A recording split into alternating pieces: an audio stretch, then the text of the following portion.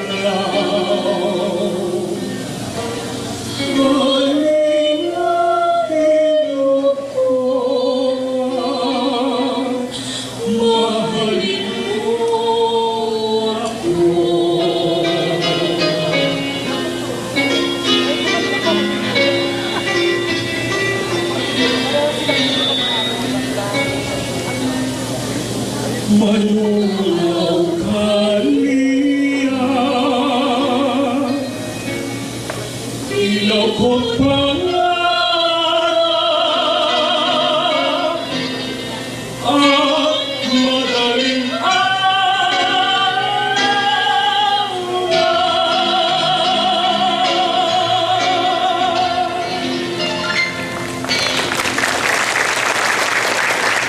Pakpak para sa kanila. Napakahusay ng kanilang pag-awit. Tunay na kayo'y pinagpala ng Diyos sa taglay ninyong talento. Parang ako'y hinele sa aking napakinggang awitin. Kayo rin ba? Okay. Mapalad ang araw na ito dahil isa pang natatanging bilang ang ating maririnig. Isang sayaw ang ibibigay sa atin ng mga piling guro mula sa Maysan National High School. Palakpakan po natin sila.